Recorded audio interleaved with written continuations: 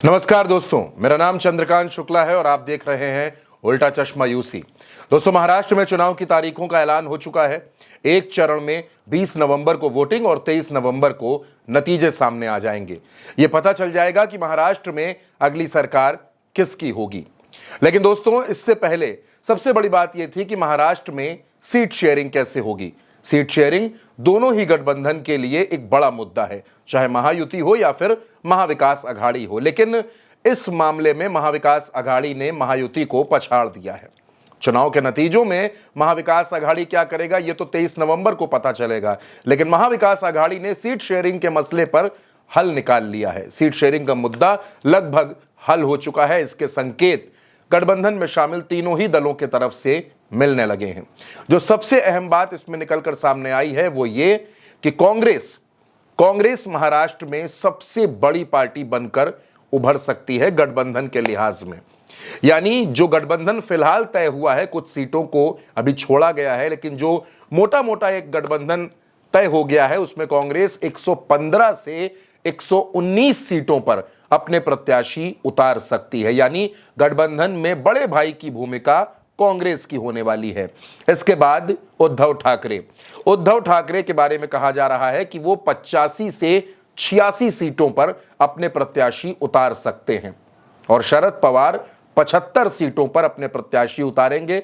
इसके अलावा 2 सीटें फिलहाल समाजवादी पार्टी के लिए सुरक्षित कर दी गई हैं कि ये सीटें समाजवादी पार्टी को दी जाएंगी और 3 सीटें बाकी छोटे छोटे दलों के लिए भी अलग से तय कर दी गई हैं। अभी कुछ सीटों का हिसाब किताब होना बाकी है। तकरीबन 6 से 7 सीटें ऐसी हैं जहां पर बातचीत चल रही है।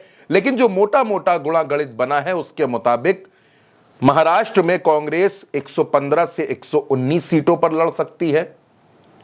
अगर अखिलेश यादव की पार्टी सपा को कुछ सीटें और देनी पड़ी तो कांग्रेस अपनी तरफ से 2 सीटें सपा को दे सकती है।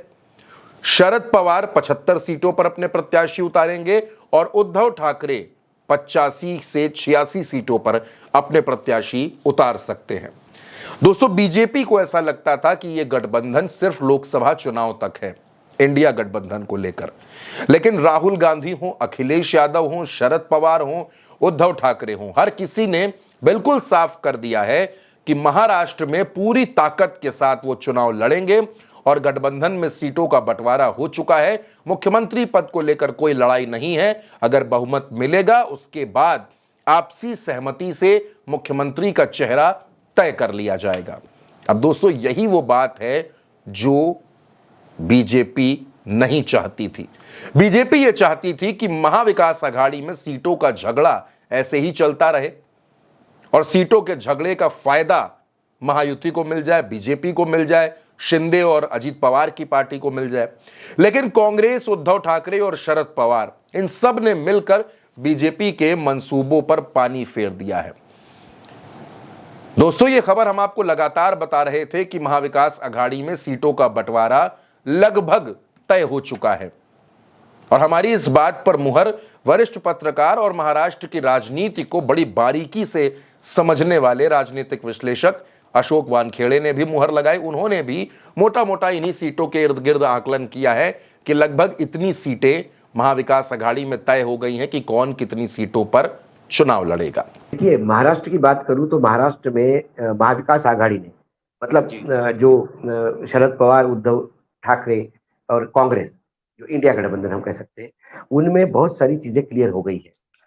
मेरी जो कल बात हुई है लोगों से, उसमें करीब करीब 288 में से 220 सीटों तक का फैसला हो चुका है। उसमें कांग्रेस के पास करीब करीब 84-86 सीट है। बाकी इक्वल सीट 65 सीटें एनसीपी और कांग्रेस के पास बताई जा रही है। तो और 70 से 72 सीटें जो है, अभी उसका निर्णय 2-3 दिनों में होगा। सीट बंटवारे का जो एक मोटा मोटा फॉर्मूला यह है कि विदर्भ में कांग्रेस को तवज्जो दी जाएगी, पश्चिम महाराष्ट्र में शरद पवार की पार्टी को तवज्जो दी जाएगी, मुंबई कोंकण में शिवसेना को तवज्जो दी जाएगी, मराठवाड़ा में शिवसेना और कांग्रेस को तवज्जो दी जाएगी। जहां जिनका इन्फ्लुएंस है उस सेक्टर में उन लोगों को तवज्जो दी जाएगी। फिर सीट टू सीट मार्किंग है, जहां कांग्रेस का सिटिंग एमएलए है लेकिन वो हार जाएगा, उसकी जगह यदि शिवसेना का जोर करने वाला है तो वो शिवसेना को, ऐसे एक्सचेंज इंटर एक्सचेंज भी होगा। 4-5 सीटें ऐसी भी रहेगी जहां फ्रेंडली कॉन्टेस्ट भी हो सकती है। ये कुल मिला के महाविकास आघाड़ी का मामला टोटल सेटल्ड है, ऐसा दिखाई देता है मुझे। बहरहाल दोस्तों, चुनाव में सबसे बड़ी चुनौती सीट शेयरिंग थी, जिसको महाविकास आघाड़ी ने पार कर लिया है, यानी महाराष्ट्र में सीट शेयरिंग हो चुकी है। अब प्रत्याशियों के नामों पर मंथन भी शुरू हो गया है। दिल्ली में स्क्रीनिंग कमेटी की बैठक भी शुरू हो गई है।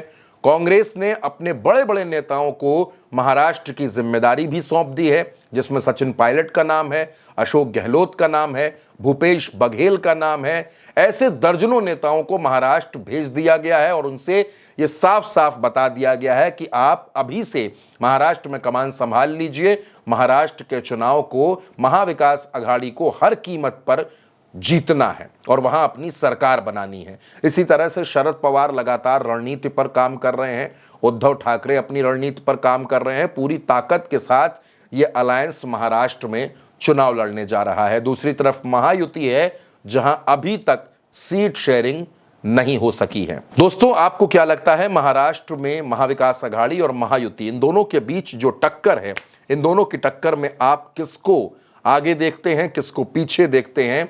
अपनी राय हमें कमेंट बॉक्स में जरूर बताइएगा।